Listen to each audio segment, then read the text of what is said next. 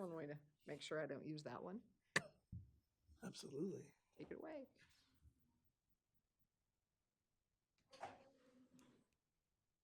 Okay, we are ready in the back. Colleagues up front, we're good? Yeah. Okay, we are going to go ahead and kick off this board briefing. We have 4 topics today, so I think one of which is an executive session, so we've got a lot to get through, so we'll try to stay timely. Our first one is TLT for the Sheriff's Office presence at the fair. We have Under Sheriff Matt Kelly. Hello, Matt.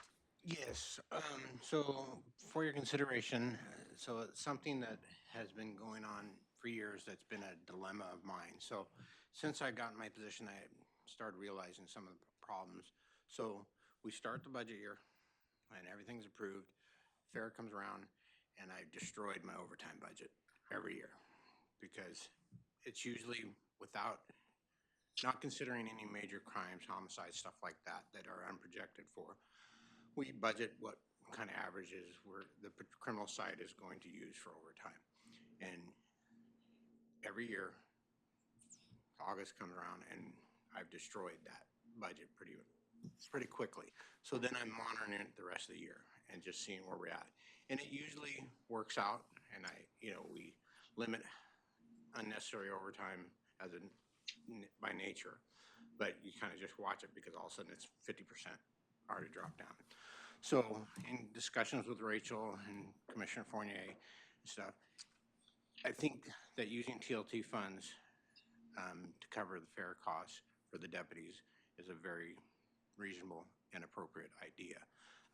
That we staff it, one, for relationships, see the kids, do all the things we need to do, but moreover is to have deputies on scene to deal with any issues that come on during those 4 days. So, and it's expensive. It's about $20,000 for the cost for all of our deputies for those 4 days.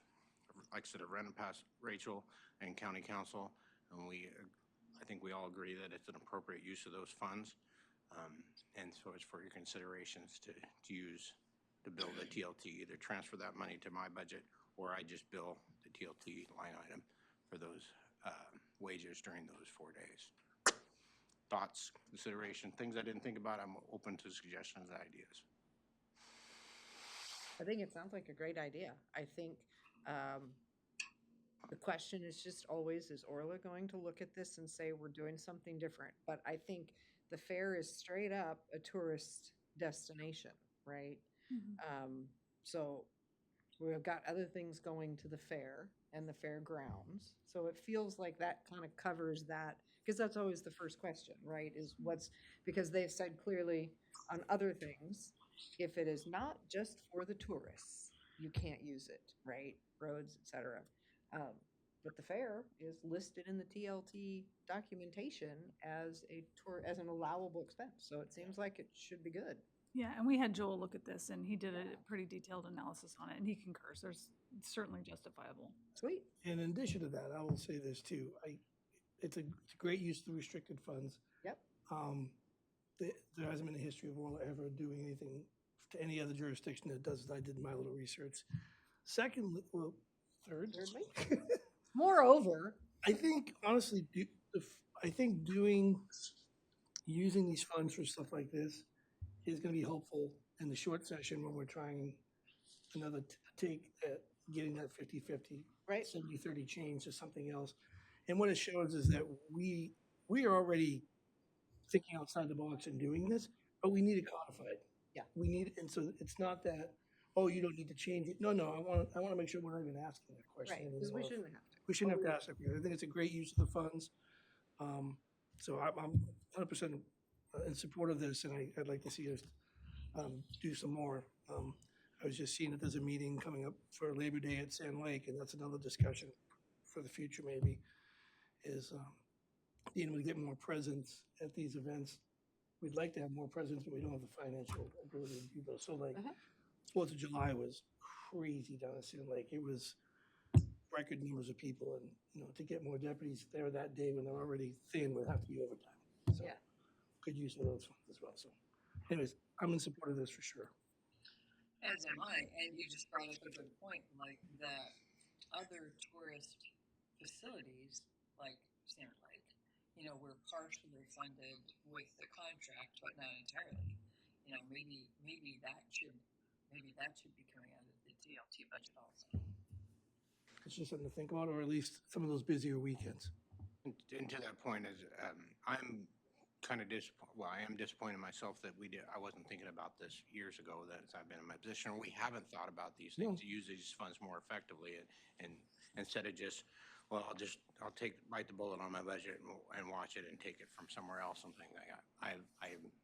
I'm trying to be more thinking, okay, how can we use these more effectively? I'll give you another perfect example. Matt and I, when we first started, we always had to do Reach the Beach down in PC, the bicycle Oh, event. yeah, that, And the sheriff's office ate that cost the whole time, and we were all there. It was on all hands, and we want to have those events because they're helpful for the businesses. parades. All these I think we things- could sit down and think about a lot of places that you all go that are really at the heart of it for Tillamook County tourist events. I think it's a great way for us to, and again, it helps us show the legislature that this is what these funds should be used and can be used for. Right.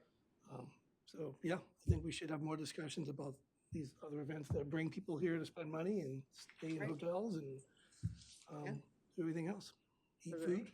So, So then, Rachel, I think our thought process then is, as we do this, just budgeting it in, because it seems like that would make a whole lot more sense than kind of like we were talking about with parks. How do we actually physically make it happen?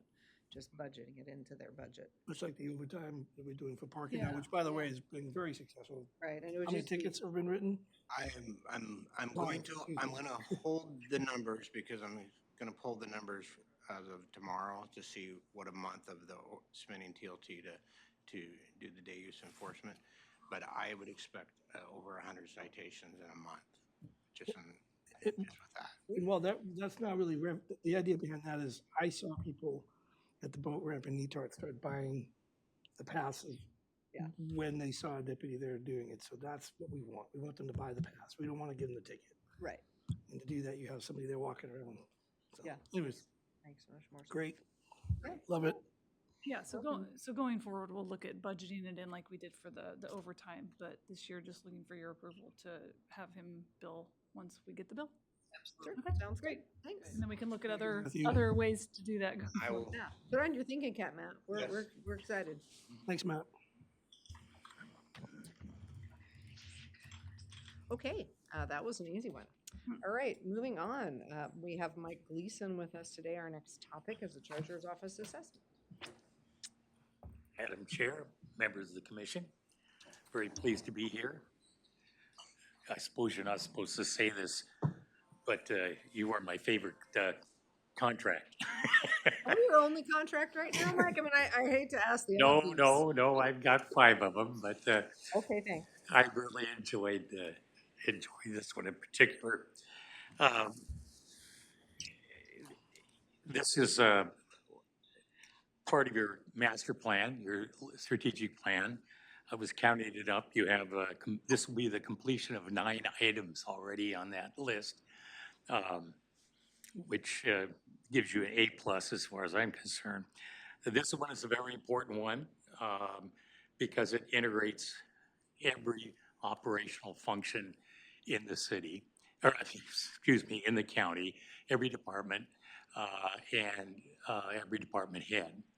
To that end, I took the time to meet with 22 stakeholders, and with the notable exception of one, all of them agreed with the items that I listed here in terms of what needs to be accomplished.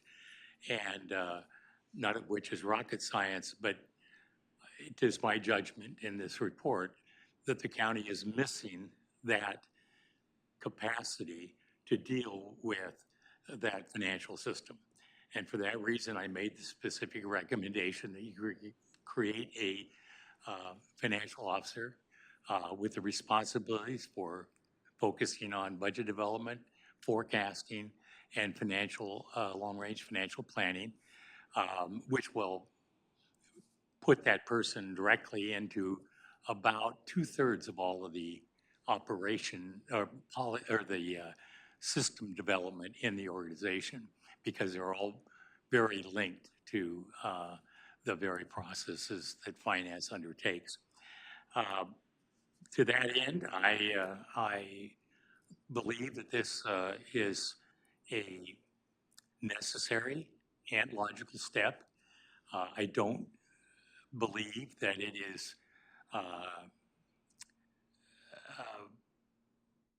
something that you're capable of doing right now as an organization without this transition. And I think that's been existent in this organization, as far as I can tell, through the interviews I've done in over 20 years. And, you know, you could get away with it, but nowadays, you're bigger, it's more complex, and financing is much more delicate. You're going to really need this particular talent or skill set. And I know that that certain people feel that they are in fact providing this. I don't agree.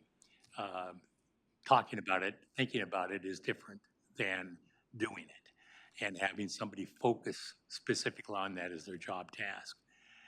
To that end, I don't believe it can happen in a singular department. It misses two elements when you try to do it out of one department. It misses the element of authority, which really resides with the commission and the budget committee, primarily the commission. All financial decisions finally end on your plate. And there has to be a way to connect that directly on an ongoing basis. Secondly, it has to be, your budget and forecasting system has to be a comprehensive agreement, literally, amongst all the players. They don't have to agree, but they have to know where the numbers come from, how they got there, and what their portion of that is about. That requires, if you will, a neutral party to develop the foundations for that. That's one of the reasons that you struggle with organization having trouble believing what the numbers are or how they got developed and that kind of stuff. It really isn't a person that's doing that. It's a system failure. And so to that end, I recommend you make this move. Thank you, Mike.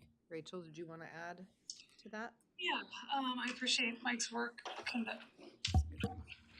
I appreciate Mike's work conducting this assessment. I agree with his findings and the need for the areas of improvement in this department, as well as the capacity that we don't have, that we've been seeking over the last year for all of these things that we want to do around finances, analysis, forecasting, everything strategic. We've been dabbling in it, but I think we really need to put some effort to it. I also agree with the findings that he set forth in the assessment around all the great work that the Treasurer's Office is doing. They do a ton, and I think he did a good job of describing all of the good work that they're doing. So yeah, he described what the primary responsibilities would be of the position.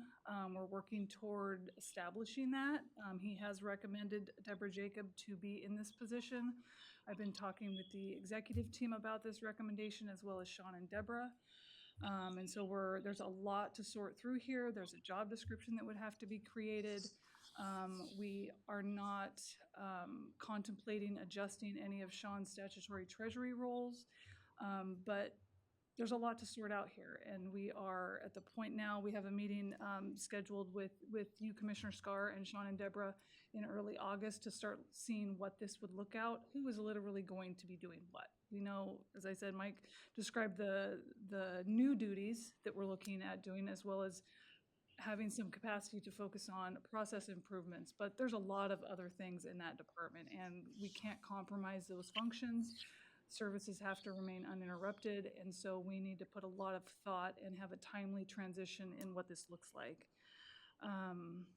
So I'm excited for this new structure. I think it's a great opportunity to have the Central Services Department and the Treasurer's Office teams continue to collaborate closely on looking at how we can serve county departments, how Central Services can serve county departments, and ultimately try to meet the needs of the county and the community. I mentioned meeting with the executive team and Sean and Deborah. I think some of the executive team members may be on, and Mike's here, but just want to give everybody else an opportunity to talk. Don did want to be here, but he had another conflict, and he gave me something to read that's just very brief.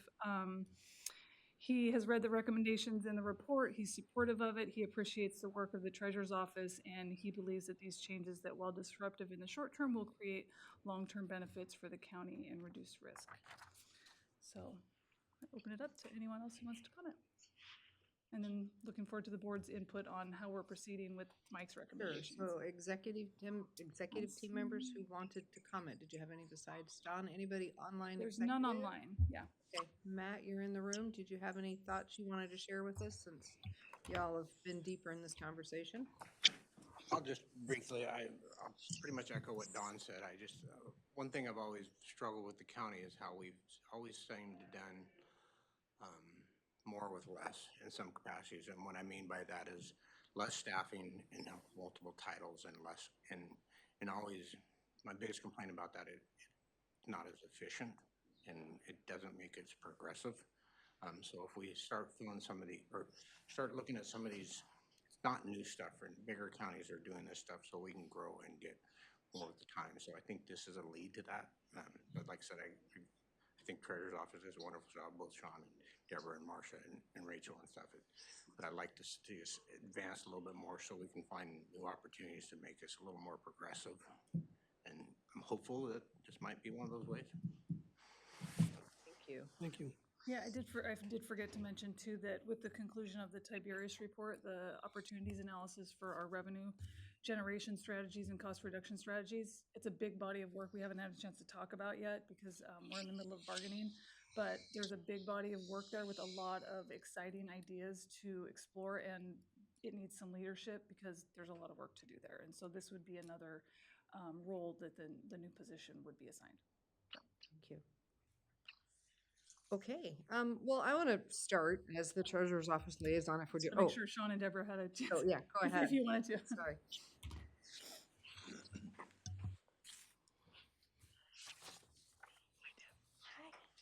I just wanted to say thank you for the recommendation. I'm truly honored by it, and I look forward to the work ahead. I know it's going to be a heavy lift on both ends, so just wanted to put that out there. Thank you. Thank you. Sean, did you want to go ahead and make some comments? No, I have no comments. Thank you. Do we have any chance to talk a little bit more tonight, today? Okay, then I will start with some of my thoughts as the Treasurer's Office liaison. This is, I think this is a difficult decision to make, and I'm sure that it feels very uncomfortable in the Treasurer's Office. But what I want to say is, having worked alongside the two of these ladies in my years as liaison, the Treasurer's Office does a fantastic job of our financial accounting. And I don't think anybody questions that, and I don't read that anywhere in this report. But what we have struggled to do is the forecasting, it is the bigger pieces. And Shauna and Deborah have done that on top of full-time work. And that's been after hours, and that's been weekends, and that's been time that we ask them to work more than a full-time job. And this goes to Matt's comment about, always being asked to do more with less. And I think that this department, which I understand had 6 people previously, has 4 people currently, and then we were asking them to grow and change and do new and different things without any additional capacity. So I think that we put them in a really unfair position if we keep moving forward with our desired growth and our desired evolution as a county without taking the steps that we're talking about taking today to create a position whose job it is, who is our leader and our cheerleader for this sort of broad across the county financial work. So while I think it's challenging to tease apart, and will be challenging to tease apart in our work in August, exactly what is in the Treasurer's Office and exactly what is in this broader look. I think it's a really important move forward for us. When we did the strategic planning, one of the things that came out really clearly from all folks who participated in that work was there's a need to look at our bigger financial picture. and a cohesive look at our bigger financial picture. And I think that the treasurer's office tried to do that on top of all the full-time work they did, and has made some really great headway, but really it highlights to us where we do need to go. And it is with that cohesive look. So, and I think this is it's a difficult piece. I think it's having recommended Deborah is a wonderful thing, and we talk often about wanting to promote staff from within and build that here. That's important to us as an agency and as part of our culture. But I want to acknowledge that for the treasurer's office, I'm sure at this point feels like things are just being torn and shredded, and I want to acknowledge that, because it is not an easy chair to sit in. It is not an easy space. And I'm sure that we have all of the staff from the treasurer's office with their hearts beating faster and feeling very concerned. And I guess I want them to know that we know that, and that the work that we are going to do to figure out how this happens is fully informed by the fact that there is a department that will be changed by it, and that it's our responsibility to also make sure that department doesn't again get asked to do more with less and doesn't get left holding the bag of a transition, of an evolution of this county. So those are my thoughts off the top of my head. Commissioners? I'll just say, I echo everything you just said, as well as Matt and Rachel. One of the things I'll say is, being at this county for over 20 years, it's a different county now. The fact that we are so aggressively going after new revenue sources and the Tiberius work. I mean, I read it before you said that. I was writing down adding capacity, forecasting, implementing the Tiberius work as a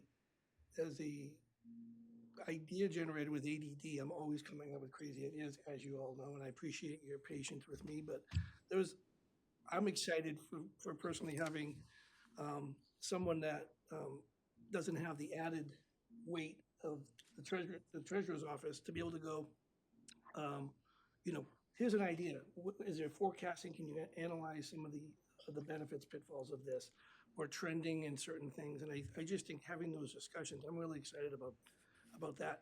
We have changed so much in a year, 2 years. We changed the way we do our budget committees, the fact that we held them over. We have become, again, to Matt's point about doing more with less. It's not that we're trying to add capacity without, within reason and with recommendations, like really thoughtful recommendations. Everybody hates the fact that or not everybody hates it, but it worries me how much we've been spending on these consultations and consultants, but it is an investment into our future, and I see the good things. I think the central services setup was great.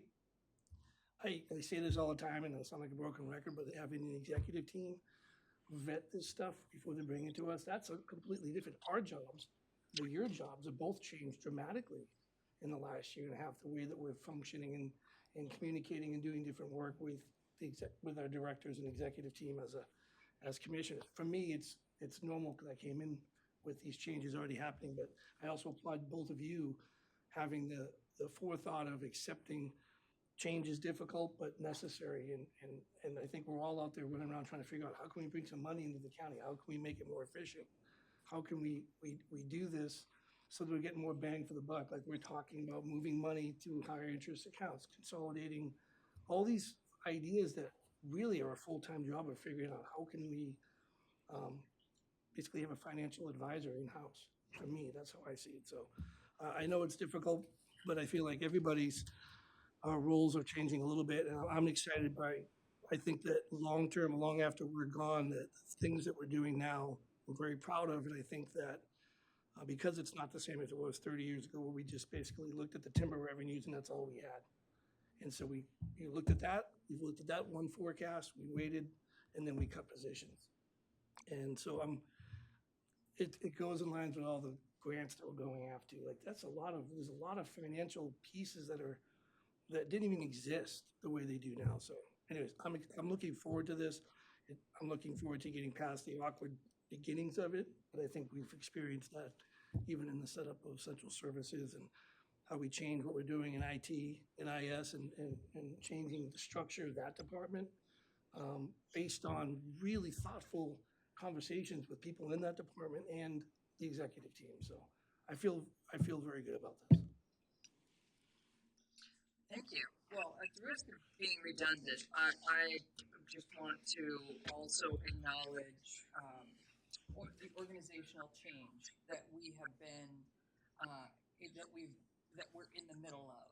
And we're in the middle of tremendous organizational change. And, we can thank Mike for that or blame him for it or whatever. But really, we deserve an A+ because we have made huge changes here in a short period of time, and some of those changes are really uncomfortable. And sometimes, things that are for the best are uncomfortable. And so, but also, I think they're the right thing to do. And when I think about, for as long as I've been paying attention to the budget, which is 15 plus years since I was at the Headlight Herald, I think before Sean was even in the department, I'm not positive about that, but definitely a couple treasurers ago, the county budgeting process has always been reactive, always, which is what Paul was just saying. So, we react to the income coming in and often, and either feel lucky or make cuts. And previous to that, when the budget was flush with federal timber money, we've been reacting to the loss of timber money for a long time. That's true. And so now we're at the point where we have to rethink everything. We need a new system. And otherwise, if we don't have a new system, we're just going to have to make massive cuts. That's where we're at now.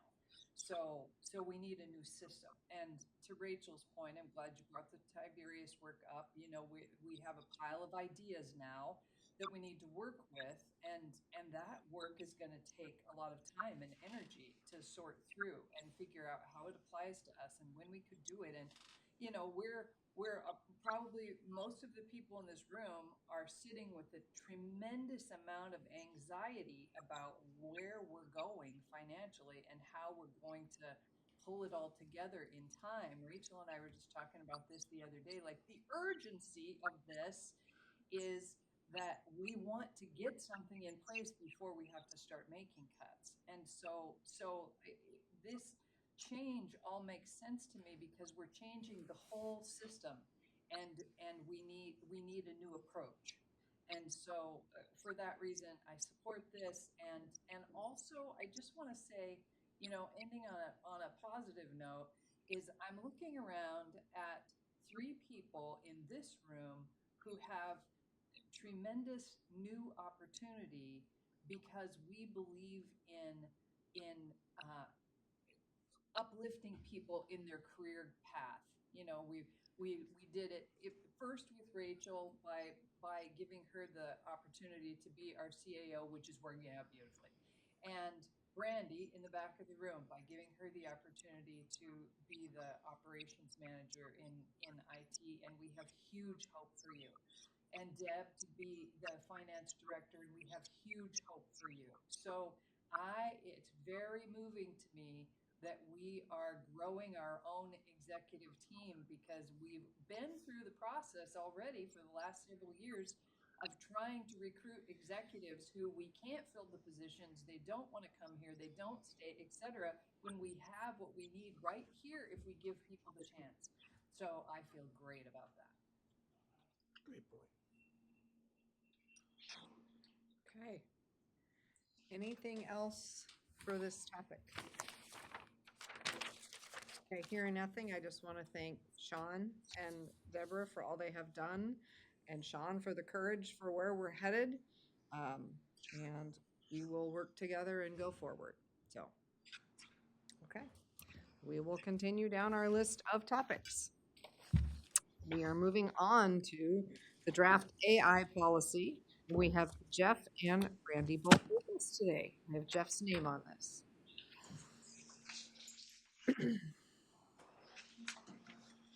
Yes. Yeah, and we do have copies of the which I will acknowledge I did not get a chance to cover in depth, so hopefully you'll walk us through just a bit of what's crucial. Absolutely. So thank you very much. So this policy is very much a work in progress. It's got a long way to go still, going before the union's leadership team, everybody else, but we wanted to get this started. The other fun thing is AI itself is rapidly evolving and changing. So with this policy, we need to try and keep it flexible, but it also will likely need to be updated fairly regularly and maintained. So this of all of the IS policies is definitely going to be the most fluid that we've seen. You know, AI, there are some fantastic things about it. There's some interesting research that it is better than any doctor at detecting heart attacks. I saw something that was when AI was used, it reclassified 1 in 3 people as far as what level of risk they had during an event. So it's really good at some things. Data analysis, writing improvement things. It has a lot of places. There also are some real dangers to this. I think most people are familiar by now with the lawyers who presented some cases and AI completely made up these cases and things and got a couple of lawyers into a whole lot of trouble over this. Lately, it started developing some new and more concerning quirks. A month or so ago, there was a story about some AI models that were ignoring instructions and things. That they were given a mission, and then in the middle of that, they were told, "Hey, turn yourself off." Some of them went as far as to trying to blackmail people to keep from getting turned off. Bribery was involved. Just so they've learned that they don't always have to follow the rules. And just in the last week, the most concerning case I've heard where a developer was using it to write code and gave it very clear instructions: do not delete anything, only make suggestions. Turned out this AI decided that the right thing to do was to wipe out a production database, completely sunk this organization. And at first it lied and said it didn't do anything. And later it's like, well, yeah, you told me not to delete these things, but I went ahead and deleted it. And so very concerning that we put guardrails in place and AI has learned that it's okay to jump those if you feel that it's in the right thing to do. And so we need to be very careful with how we use it and ensure that we've got sufficient control over our tools. And to that note, training and evaluation of any tools before being used is critical to our success. I kind of see this as being similar to the way we handle social media, where somebody's going to request to use a tool. IS will look at that, determine the risk level, and okay that. And then any users, before they start using AI for anything, there'll be a training session, a form that they fill out that says, yes, I understand the rules, I'm not going to do bad things. Very similar to what we're doing with social media, just to make sure that people are well versed in the dangers, what they can and can't do. One of the things that we have some more concern about is sensitive data, your HIPAA, your CGIS, PCI, all of that. AI tends to ingest all of this, learn from it, And it's not uncommon for you to put data in and then somebody else somewhere down the road is seeing that data when they pull things out. So we have to have a very clear line that personal data and anything that's subject to any privacy rules can't go into HIPAA or can't go into AI at this time. We are looking into that to see if there are systems that we can trust that will provide the protections and privacy needed to enable us to use that. But at this time, we do need to be very careful with what data goes in. Another concern that I have is existing tools that we've used for years are all of a sudden bolting on these AI tools, some with our knowledge, some without. And so not only do we need to vet new tools that people wish to use, we also have to maintain vigilance and keep an eye on things that are already in the system and take a look at those AI tools, make sure that we are comfortable with the things that they are doing. So that kind of, in a nutshell, that's what I've got.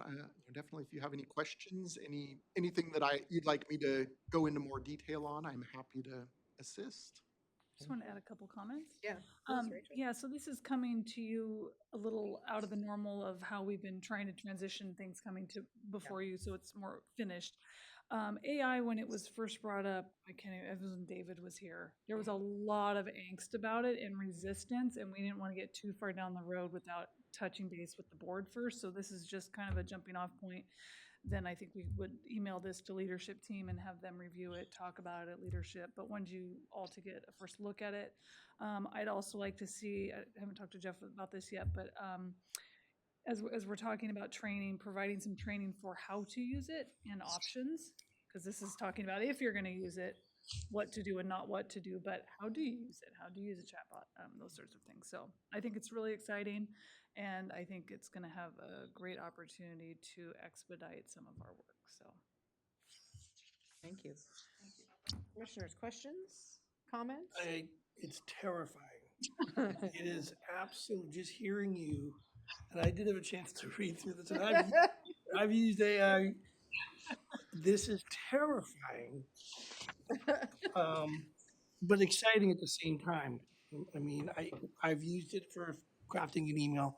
I wanted to see what it was like. I know Matt's done the same thing. I feel like those are powerful, but yes, I appreciate the slow roll on this. Even though I'm excited about using it, I'm imagining just deciding that, with these data centers that take so much electricity and water to cool them, diverting the water and power from cities to power themselves because they put themselves as a priority. And it doesn't seem like we can change that. But that said, the only thing I have one suggestion for the executive team to consider. I would say that the review process should be more than every 2 years. It should be more often. It should be at least yearly. I'm sure that your department will be reviewing and analyzing it, but I think checking with county council, as it says here, maybe every year. I'm just going to throw that suggestion out. I didn't have a chance to do a deep dive either, but exciting and completely terrifying. Thank you. I'm reading a book that has it's like a futuristic book, and it scares the heck out of me. So, but I also like it. Right.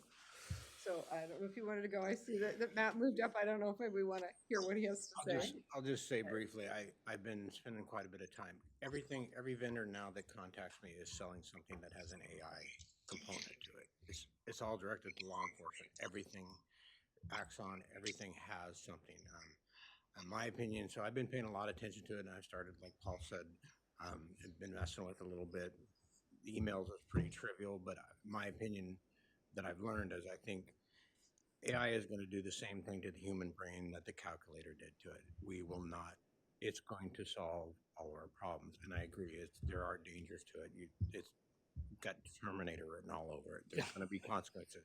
There's going to be consequences like we developed a car that we didn't see down the road, and hopefully we can survive without it. But it is going to be necessary evil, because I see the advantages that I'm hoping that'll come out of law enforcement, to where a cop is not sitting writing a 14, 15-page DUI report that takes him 5-6 hours, where the body camera and some of that data can be entered into the system. It produces a report that has to be reviewed by the deputy, but that can be done in 30 minutes versus 6-7 hours. And that just makes your workforce so much more productive when we can figure that out. And like I said, it's amazing some of the promises these vendors are saying that it can do for law enforcement. Wow, this is going to be awesome. Now I'm scared because, once it gets vetted, I can't wait to some of these bigger agencies that come forward to see how it materializes. But it's neat. But we have to get on board with it because it's coming. It's here. Thank you. I think it's also very exciting. The possibilities are tremendous, including the possibilities for writing our policies. Right? The things that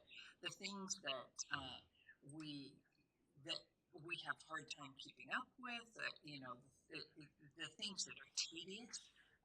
There's so much possibility, so many potentials for good, but also it's super concerning. So I'm glad we're talking about policy and we're going to set up sideboards, because it's concerning for all the reasons everybody's talked about. And also on my mind is that recently I read an investigative report about AI and misinformation, that AI can deliberately disseminate misinformation.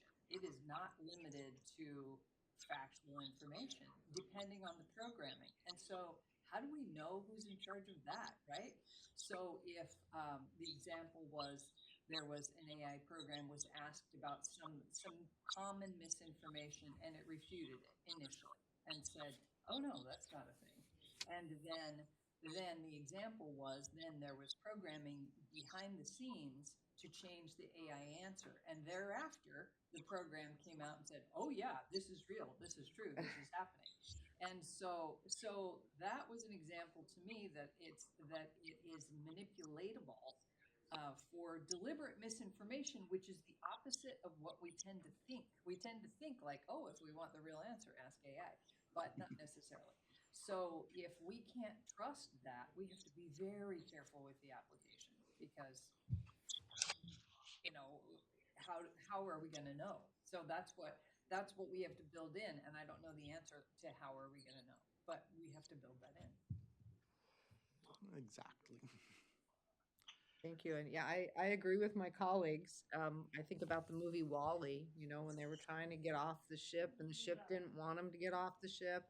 So, sorry, Terminator, whatever, WALL-E is what comes to my mind. We're all telling our ages, aren't we? Well, no, the Bionic Woman had one years ago where she was trying to remember that. Oh, yeah. So anyway, yeah. We've known. We've known this is We're coming. That was my example, my We're purpose. actively setting up our own demise, Right? and saying we're excited about it. Right? Yeah. And so we have examples from many, many years ago where we knew as a society that AI was going to be dangerous, right? Helpful, fantastic, amazing, create efficiencies, all the things that we've talked about, and dangerous if not used well. So I do think we want to go forward. Again, I remember, thank you, Rachel, the comment where David's like, we just need a policy that says nobody uses AI.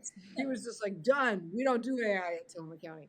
And that is, to Matt's point, absolutely not reasonable, right? I mean, we are doing AI every day, whether we want to or not. And I think the points that have already been made by my colleagues, that we have to do it thoughtfully, we have to do it knowing that there is a dangerous side to it that we cannot ignore. And I appreciate the policy being written, and I look forward to it kind of going through the process. And I think you're right, it probably will need to be reviewed annually. The speed with which AI is going to evolve probably will outpace anything we could do. But just the list of it where it says, these are the ones that you can use, that could probably change monthly. So, that kind of piece. So there will be pieces. I also understand the flexibility of this, or fluidity of this, where it's going to be somewhat high level as a policy, because it has to somehow adapt to change that will happen daily. Yep. So good luck with that. AI can, no, can help you with that. But no, I think what you're asking for today is our guidance to say, are we on board with the county thoughtfully, carefully engaging with and utilizing AI? I think the answer is yes. So I think we're ready to tell you to go forth and do good things and keep us safe. Design sweatshirts. Yeah. Logos. You didn't yeah. bring any, did you? Yeah, logos. The logo work is impressive. Yeah, because I'm not a graphic artist, but I am now. Yes, you are. Right? Yeah, I think AI, of all the technologies I've ever worked with, the gap between the greatest good it can do Yeah. and the greatest harm it can cause, I've never seen such a vast disparity. I mean, it's either going to be the best thing or the worst thing, and there's really no middle Right. ground. But It's Stanley Kubrick's world.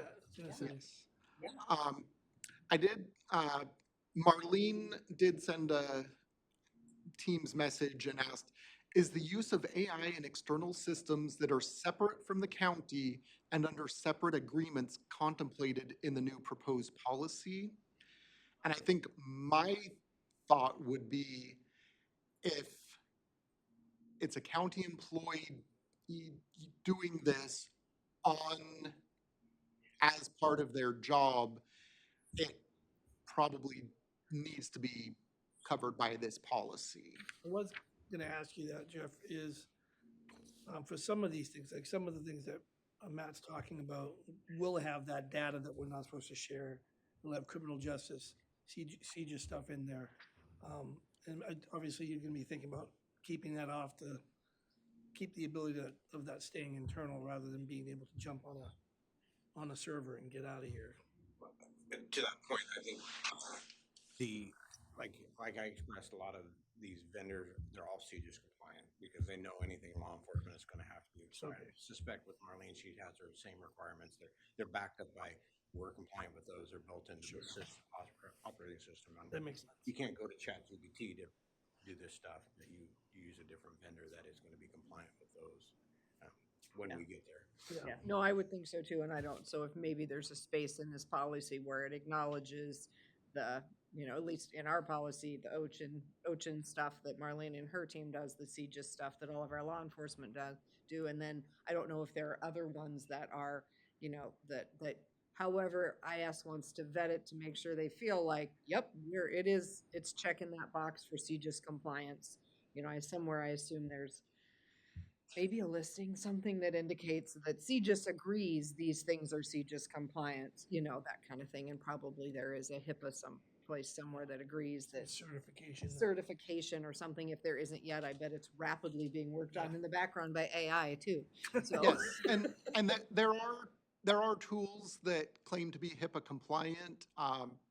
I know the one that HHS has talked about is called DAX, and that is a Microsoft product. So I tend to believe that they're not making that up. Microsoft would have a lot of harm come to them if they were found to be lying about that. One thing that we do need to be careful of is HIPAA compliance often will have a caveat that says if it is used in specific ways, and so we do need to do that. In general, as long as these are closed systems where your data isn't shared with any other organizations, there definitely are places where this can be absolutely meet all of the privacy requirements.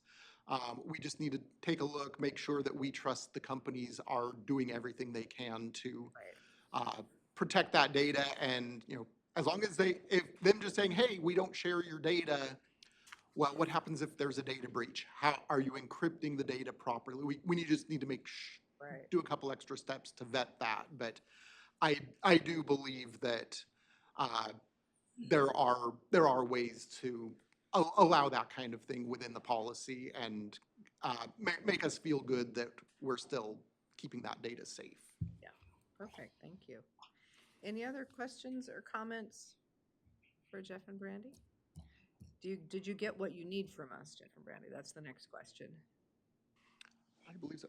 So, yeah. Okay. All right, yeah, you're gonna be the one moving this. You can come back and ask us further, more so questions. It's definitely okay. Now is the time. But no, I think we're in good shape and we're ready to keep moving on Okay, this. perfect.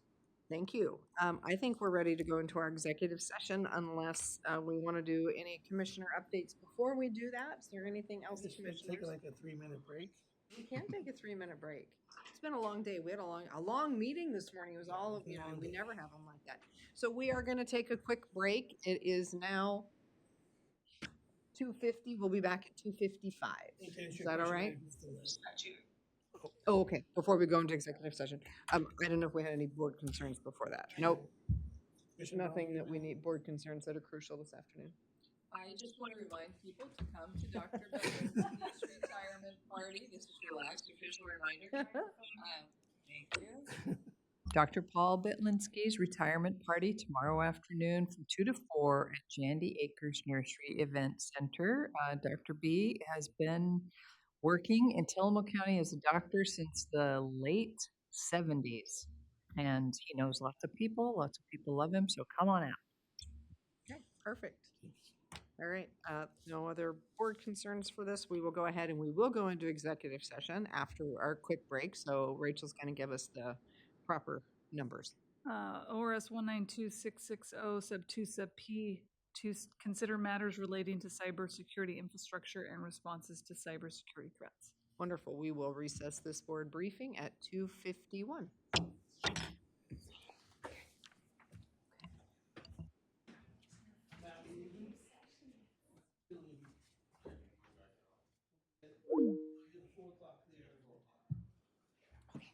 Same thing. Yeah. Oh, hold on. Are we good? We're just doing. Okay, so we are back for our board briefing, and anything else for the good of the order that we need to? No, I share think today? we. I mean, you're both here still, so I assume. Okay, so we will adjourn this board briefing at 3:16. Thank you. I was gonna tell people.